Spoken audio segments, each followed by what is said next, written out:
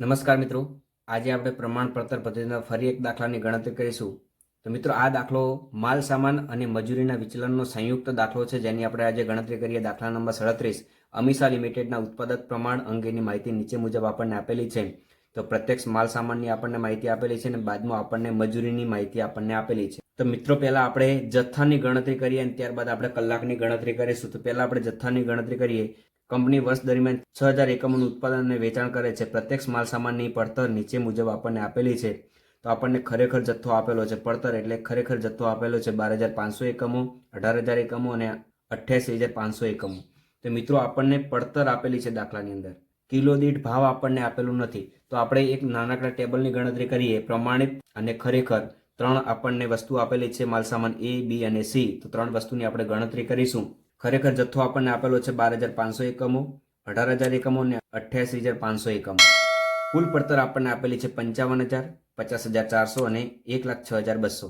હવે આપણે એકમ દીઠ ભાવ જોઈએ છે. તો આ જે આપણને રકમ મળે છે એના ભાગે જથ્થો કરીશું એટલે એકમ દીઠ ભાવ મળશે 4.4 રૂપિયા. 50400 ભાગ્યા 18000 કરીશું એટલે 2.8 રૂપિયા. 1,06,200 ભાગ્યા 88500 કરીશું એટલે 1.2 રૂપિયા. તો મિત્રો, ખરેખરની માહિતી આપણને મળી ગઈ. હવે પ્રમાણિત માહિતીની આપણે ગણતરી કરવાની છે. તો A ના કેટલા એકમો છે? 2 એકમો છે. B ના કેટલા એકમો છે? 3 એકમો છે. C ના કેટલા એકમો છે? 15 એકમો છે. મિત્રો, અહીંયા એકમો કેટલા છે? અહીંયા વધારે એકમો છે. તો આટલો બધો તફાવત હોવો જોઈએ નહીં. તો એના માટે આપણે જે એકમો આપેલા છે એનું ઉત્પાદન આપણે ગુણાકારમાં ધ્યાનમાં લેવું પડે. તો કંપની આ જે આપણને માહિતી આપેલી છે એ એક એકમની માહિતી આપેલી છે એવું આપણે ધારી લેવું પડે. તો અહીંયા આપણે કંપની કેટલા એકમો ઉત્પાદન કરે છે? 6000 એકમોનું ઉત્પાદન કરે છે. તો 6000 ગુણ્યા 2 એટલે આપણને કિલોગ્રામ જથ્થો મળી જશે 12000. 6000 ગુણ્યા 3 એટલે 18000 અને 6000 ગુણ્યા 15 એટલે આપણને 90000 એકમો મળી જશે. ભાવ આપણને આપેલો છે 4 રૂપિયા, 3 રૂપિયા અને 1 રૂપિયો. એ ભાવ આપણને મળી જશે. હવે આપણને પૂર્ણ માહિતી મળી ગઈ છે. હવે આપણે વિચલનોની ગણતરી કરવાની છે. તો પ્રથમ વિચલન કયું છે? માલ સામાન ખર્ચ વિચલન. તો માલ સામાન ખર્ચ વિચલન બરાબર પ્રમાણિત જથ્થો ગુણ્યા પ્રમાણિત ભાવ માઇનસ ખરેખર જથ્થો ગુણ્યા ખરેખર ભાવ. એટલે આ બંનેનો ગુણાકાર કરીને આ બંનેનો ગુણાકાર આપણે બાદ કરીશું. માલ સામાન A, B અને C આ બંનેનો ગુણાકાર કરીશું એટલે 48000, 54000 અને 90000 અને 55000, 50400 અને 1,06,200.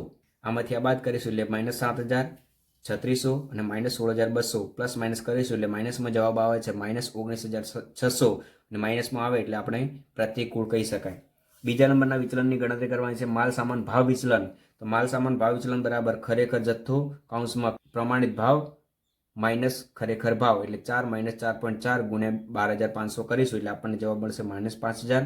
3 માઇનસ 2.8 એટલે 0.2 ગુણ્યા 18000 એટલે પ્લસ 3600 આપણને જવાબ મળશે એટલે અનુકૂળ.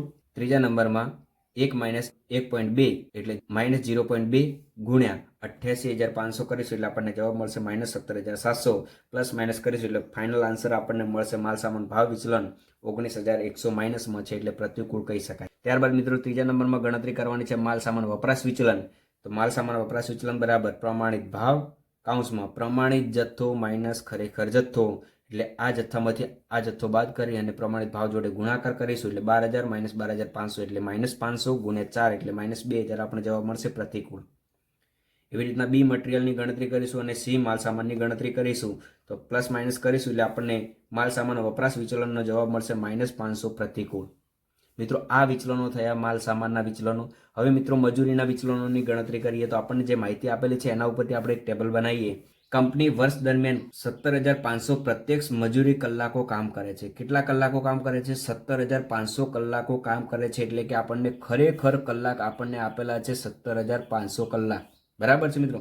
આ માટે કંપની 2500 કલાક માટે કલાક દીઠ 12 લેખે ચૂકવે છે, જ્યારે બાકીના સમયની મજૂરી પ્રમાણ દરે ચૂકવે છે. તો મિત્રો, પ્રમાણ દરે આપણને મજૂરી કેટલી આપેલી છે? તો પ્રત્યક્ષ મજૂરી 3 કલાકો કલાક દીઠ 8 લેખે 24 રૂપિયા આપણને આપેલી છે. એટલે પ્રમાણિત મજૂરી આપણને આપેલી છે 8 રૂપિયા. કલાકો કેટલી થશે? તો આ એકમ દીઠ પડતર આપણને આપેલી છે. તો 6000 એકમો બનાવવાના છે. તો 6000 ગુણ્યા 3 કરીશું એટલે 18000 કલાક આપણે જરૂરિયાત પડે. એવું પણ કહી શકાય કે એક એકમ બનાવતા 3 કલાક લાગે તો 6000 એકમ બનાવતા કેટલા કલાક લાગે? 6000 ગુણ્યા 3 એટલે 18000 કલાક લાગે. પ્રમાણિત દર આપણને મળી ગયો છે 8 રૂપિયા લેખે. હવે આપણે ખરેખર કલાકનો ગણતરી કરવાની છે. તો ખરેખર કલાક પણ આપણને આપેલા છે 17500. પણ એના માટે એક માહિતી આપેલી છે કે આ માટે કંપની 2500 કલાકો માટે કલાક દીઠ 12 ચૂકવે છે. એટલે 2500 કલાક માટે કેટલા ચૂકવવાના છે? આપણે 12 ચૂકવે છે. તો 2500 અને ખરેખર દર છે 12 રૂપિયા. બાકીના કલાકો માટે કેટલા ચૂકવે છે? તો પ્રમાણ દીઠ જેટલી મજૂરી છે એટલી ચૂકવે છે. તો કેટલી છે? 8 રૂપિયા. તો બાકીના કલાકો એટલે કેટલા? 17500 કુલ કલાકો છે, એમાંથી 2500 કલાક ગયા તો 15000 કલાક બાકી છે. એ કયા પ્રમાણે ચૂકવવાના છે? 8 રૂપિયા લેખે ચૂકવવાના છે. તેનો ગુણાકાર કરીશું એટલે આપણને ખરેખર રકમ આપણને મળી જશે. હવે મિત્રો આપણને માહિતી મળી ગઈ. વિચલનોની ગણતરી કરીએ તો પ્રથમ વિચલન આપણે ગણતરી કરીશું મજૂર ખર્ચ વિચલન. તો મજૂર ખર્ચ વિચલન બરાબર પ્રમાણિત કલાક ગુણ્યા પ્રમાણિત દર માઇનસ ખરેખર કલાક ગુણ્યા ખરેખર દર. એટલે આ બંનેનો ગુણાકાર કરીને આ બંનેનો ગુણાકાર બાદ કરીશું એટલે 1,44,000 ને અહીંયા આ બંનેનો ગુણાકાર કરવાથી કેટલું મળ્યું? 1,20,000 ને આ બંનેનો ગુણાકાર કરવાથી કેટલું મળ્યું? 30,000. એટલે બંનેનો સરવાળો કરીશું એટલે 1,50,000. 1,44 માઇનસ 1,50 આપણને જવાબ મળશે -6,000 પ્રતિકૂળ મજૂરી ખર્ચ વિચલન. બીજા નંબરમાં ગણતરી કરીશું મજૂર દર વિચલન. એનું સૂત્ર છે ખરેખર કલાક કૌંસમાં પ્રમાણિત દર માઇનસ ખરેખર દર. એટલે આ દરમાંથી આ માઇનસ કરીશું અને એનો ગુણાકાર ખરેખર કલાક જોડે કરીશું એટલે આપણને જવાબ મળશે. તો એમાં મિત્રો બે ભાગ છે ખરેખર કલાકમાં, એક એ છે અને એક બી છે, કારણ કે બંનેની મજૂરી અલગ અલગ છે. તો 15,000 અને 2500. આનો મજૂરીનો દર કેટલો છે? બંનેનો 8 છે એટલે 8 માંથી 8 જાય એટલે 0. એટલે આપણને કોઈ પ્લસ માઇનસ થતું નથી. અહીંયા કેટલું થશે? 8 રૂપિયા તો છે જ, કારણ કે આ તો દરેક માટે છે 8 રૂપિયા. એમાંથી અહીંયા કેટલું છે? 12 રૂપિયા. 8 માઇનસ 12 એટલે -4 ગુણ્યા 2500 એટલે આપણને જવાબ મળશે -10,000 પ્રતિકૂળ કહી શકાય.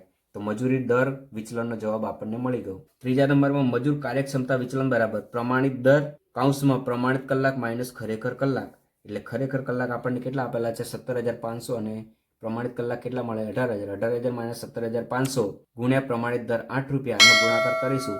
મજૂર કાર્યક્ષમતા વિચલન પ્લસમાં જવાબ મળે છે 4,000 અનુકૂળ. મિત્રો આ આપણે વિચલનોની ગણતરી કરી. હવે મિત્રો દાખલો સાચો છે કે ખોટો છે એની ગણતરી કરવી છે. તો આ બે વિચલનો બરાબર ખર્ચ વિચલન થાય એવું કહી શકાય. તો માલ સામાન ખર્ચ વિચલન બરાબર ભાવ વિચલન વત્તા વપરાશ વિચલન 19,600 માઇનસમાં જવાબ આવે છે. તો આ બંનેનો જવાબ પણ એટલો થવો જોઈએ. તો -19,100 વત્તા -500 એટલે minus minus plus minus minus -19,600 જવાબ આવશે. એટલે આ બંનેનો જવાબ કેવો થઈ ગયો? સરખો થઈ ગયો.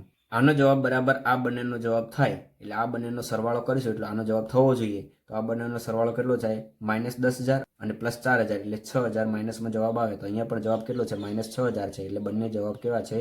સાચા છે એવું આપણે કહી શકાય. તો મિત્રો આ વિડીયો તમને સારો લાગે તો વિડીયોને લાઇક કરો, શેર કરો અને ચેનલને સબસ્ક્રાઇબ કરો. Thank you.